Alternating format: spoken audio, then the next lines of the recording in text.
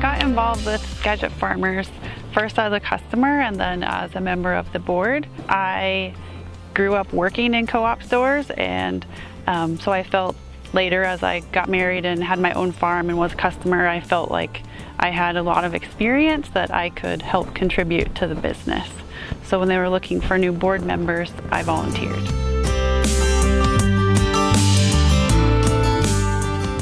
We are here for support for our producers, and that's our main mission, and it says that on our mission statement.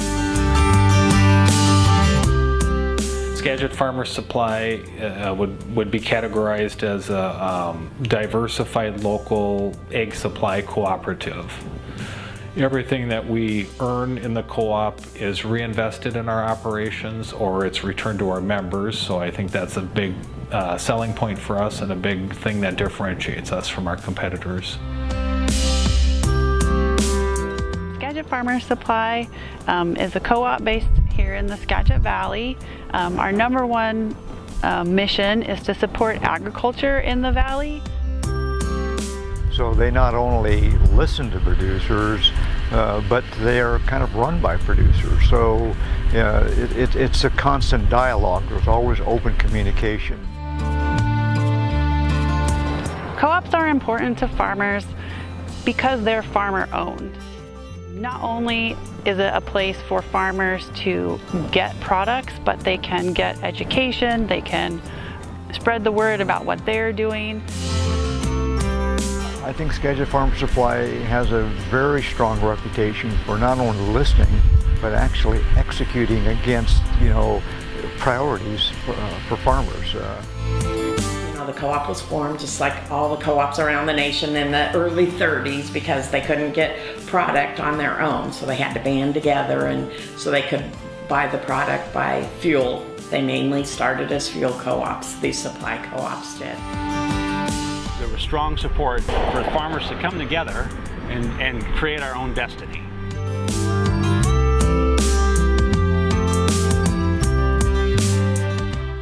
Going into the future, we're seeing a lot of opportunities in all four of our business units. The first business unit is our agronomy center, which provides fertilizer and chemical support to farmers. So, and that really followed what the farmers' needs were. Our second is our retail stores.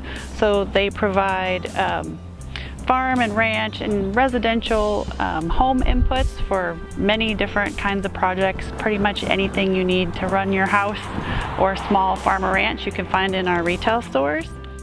And that was mainly the outreach to rural members, and then it turned into a community outreach over time, and I would say it's 90% a community outreach now. We have an energy department which sells bulk fuel and propane, as well as maintains our fuel pumping stations. On the fuel side, the gas and diesel, we have 5 trucks that go out and deliver to farms and homes. Anybody who uses gas and diesel, we can deliver to. And then most recently the co-op got into wholesale distribution and milling, so that was for the first time we're owning and operating a feed mill. That diversity is really awesome because you may not have a good year in energy this year, but you had a good year in agronomy, or the retail stores had a good year. The business unit that started the co-op is very similar to the business unit that started a lot of co-ops at the same time across the country. So that's our energy department, and specifically it started in refined fuels.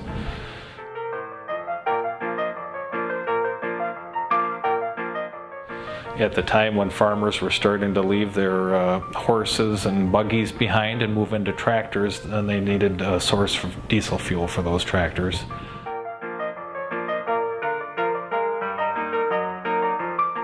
Mert was a real gentleman, and we had a really good relationship. I don't think there was a time that I saw him, and I could see him 5 days a week, and that upon seeing him, we would always shake hands. I mean, it was just the way Mert was. I can't say enough about our past managers. I mean, the McKees, they started it all, and we've been a pretty fine run machine all these years.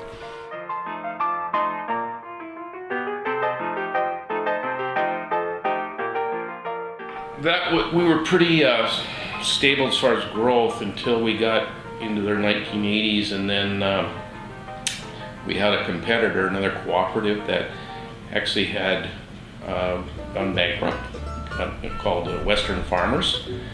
And what happened was they had some assets, and CHS came in and bought up those facilities and then offered them to the local cooperatives. And it was pretty, like I say, a pretty bold move on their part, because overnight they were in the propane business, the fertilizer business, the feed business, 2 new stores. So yeah, and it was a huge debt load we took on at that time for a small company to buy a fertilizer plant and 2 stores.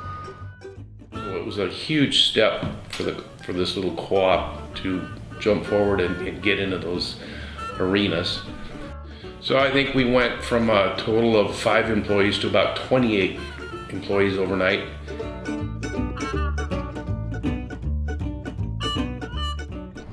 But Ken was bold. He was a big picture guy. He really could see the value of agriculture in Skagit County.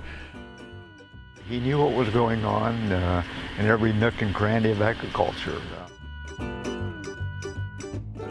So we needed a slot in the counter so that the invoices could feed through. He jumps up on the counter with a circular saw and just starts cutting a slot in the counter, and it's like, wow, that's a hands-on boss, because most of my bosses would never have done that. So I thought that was pretty cool. So yeah, that was, he's very hands-on, very, he'd get in there and help when he could. So Ken always had a saying, do the right thing.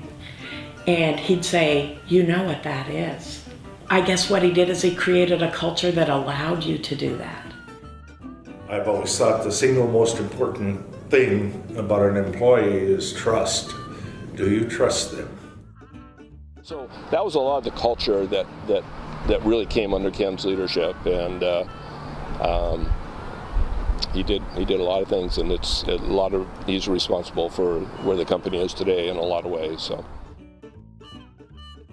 I tried to make it where employees are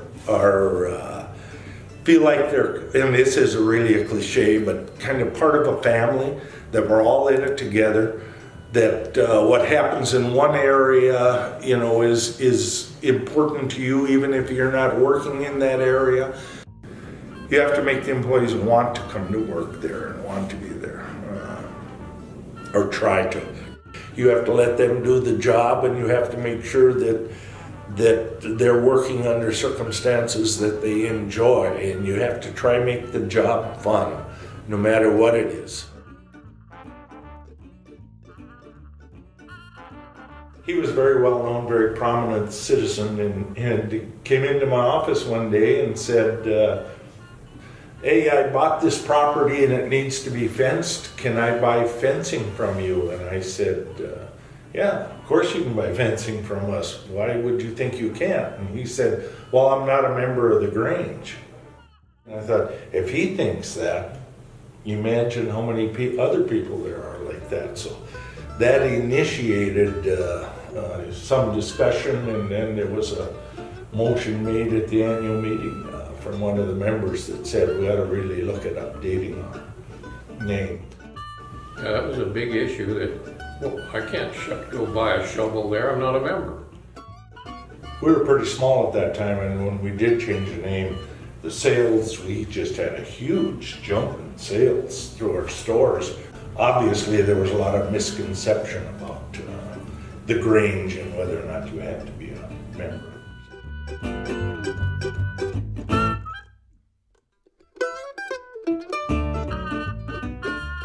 The plant that we'd bought from Western Farmers was very small, very outdated. It was just about impossible to operate out of, and right downtown, basically, Mount Vernon, a lot of traffic. So the board started exploring options on property to buy. And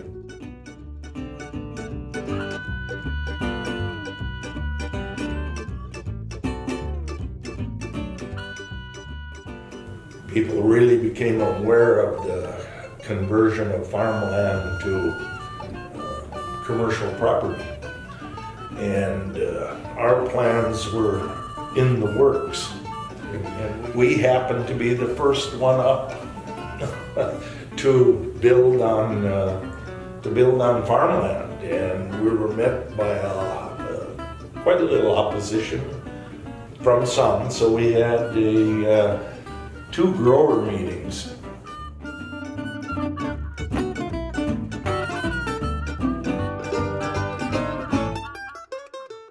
And the growers told us, hey, without you guys in the agronomy business, we aren't going to have farms anyway. So they said the best location is Conway down there. So we proceeded. Kind of interesting, but what was going on behind the scenes to make the move. So we did it. Like a lot of things, it went okay.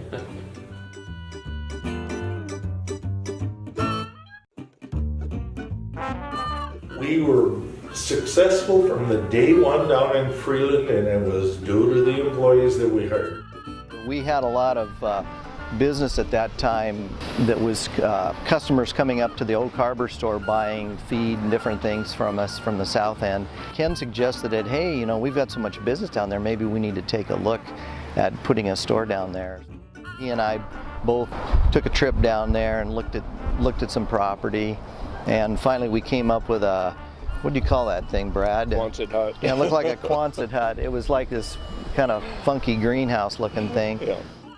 So basically we started out in a nursery that actually had a plastic roof. It had walls, wood walls, but it had a plastic roof. So I had to cover that with a shade cloth so it wouldn't get so hot in the summer. And now you look at what we have down there, it's a pretty nice facility.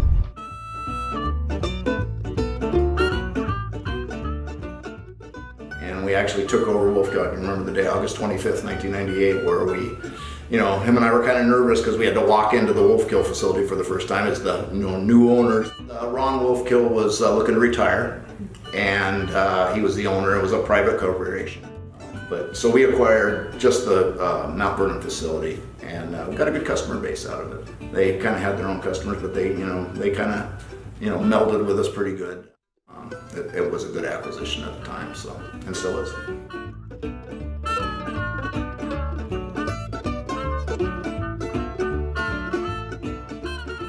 Like in Stanwood here, we had no really facility to purchase a lot of our needs with the retail store, and it's been a leader in all of our stores for many years now.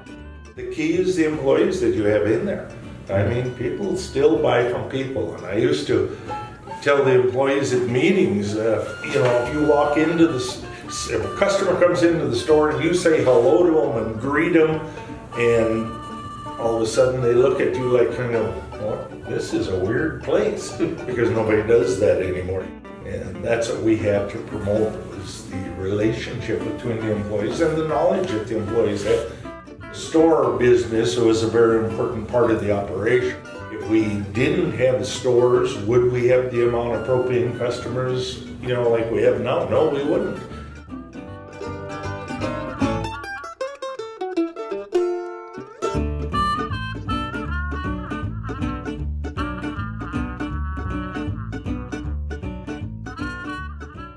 Then the 1st of December came along, and the capital gains rules were going to change at the end of the year, and so there was a big push to get it done. Basically, for the last 2-3 weeks of December, we went back and forth with them negotiating. So we worked on this for 2.5 weeks, that's it. It was amazing that it was accomplished in a short period of time. If you didn't jump on it and didn't do it, it just wasn't going to happen. Then, of course, when Ashland and Finch came along, that was another opportunity that with our retail structure, we could expand on that and become a little bit better on our buying power and distributing. Skagit Farmers Supply, we've expanded our geographical footprint by we purchased Aslan Finch in 2012. That allowed us to look for other opportunities to help benefit our organization. We thought it would be a good asset to be able to get into the wholesale distribution, which is AFCO, which is part of Aslan Finch. By being able to mill product, package the product, wholesale distribute it, and then sell it through our retail stores into other retailers, that would help us fully integrate and be able to gain efficiencies and be able to be more productive. The customers they catered to were the same types of customers we have. Customers who are interested in a rural lifestyle. AFCO delivers to country stores like ours throughout the 8 western states.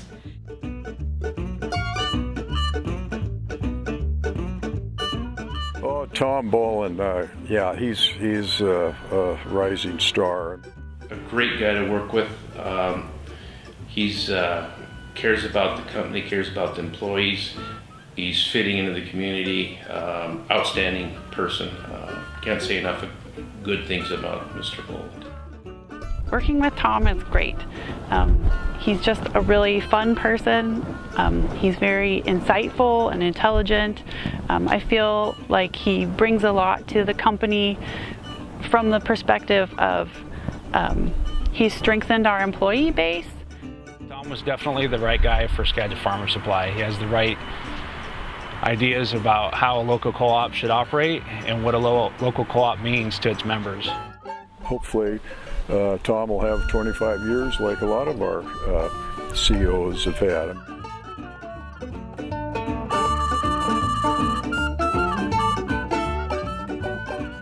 I think it does have an impact, just in that I perhaps have a different perspective and can represent another faction of our customer base. But as far as being treated any differently or anything, I don't really think it does. The board is made up of farmers.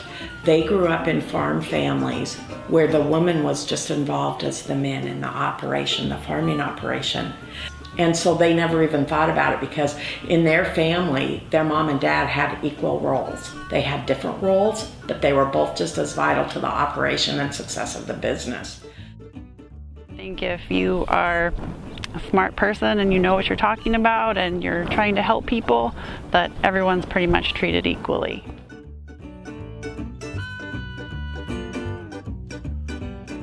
Ken had foresight there to see that we're going to stay in the agronomy end. We got to get bigger and, you know, be more competitive. And bigger is not always better, but when it's managed well, as I believe Skagit Farmers has been, bigger is better. Just a lot of hard work and a lot of great employees that took the ball and ran with it. Yeah.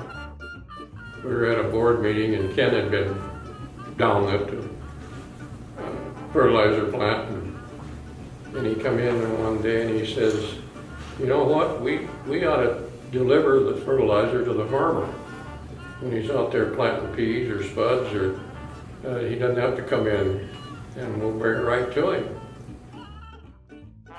And I thought, that's a good idea. It took a little bit. The guy said, really, you're going to bring the fertilizer to me, that type of thing, and it worked. Nowadays, a farmer never even has to go to the fertilizer facility to pick up the fertilizer. I think the last count we have 8 nurse trucks that bring the product directly to the farm. I mean, that's really the huge savings for the farmer and availability. He's busy in the field. He hasn't got time to be fighting the traffic to run up there. I looked at Danny, and I don't remember if he said it or if I said it, but he said, you said it. I said, you know, 10 years from now, somebody's going to say, boy, those guys had a lot of insight and perspective. Or they're going to say, what were those dumb fools thinking?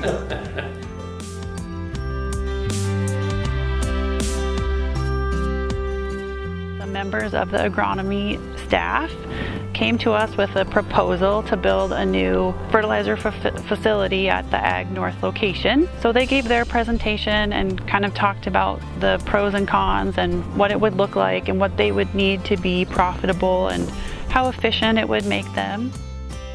It was brought to the board over a year ago to build a new agronomy center. Our current facility at Conway is aging and not as efficient as a newer plant would be. So it was really a pretty easy decision. We really think that it's that investment that the next generation in this valley is going to need to be successful. The new plant is really exciting. First of all, it's so much safer than what we had before. Probably the two things that stand out to me the most are we were able to work with the railroad to rebuild our unloading facility on the rail. So it's going to be a covered unloading facility, so that will be a cleaner, safer environment for our employees. And the second thing that I think is really important is we purchased a state-of-the-art bagging facility that will be robot and computer operated, is automated, so there'll be fewer people to do more work in less time. The mixing ability at the new facility, it's going to be state-of-the-art. Kind of remind me, walking through it, it looked like what I would envision NASA would look like. You got all these control panels. The ability to blend a pretty complex blends of fertilizer for our farmer producers here is going to be a key for us. It's going to take a lot of the guesswork that might have been in it and a lot of the delays that might have accompanied that out of it, because we have just some size and speed to that. It's going to be something that leads the industry. And we're pretty proud of what we built, and we're hoping that the size and scale and speed of what we built is going to be what our growers need to be successful every spring when they're planting their crop.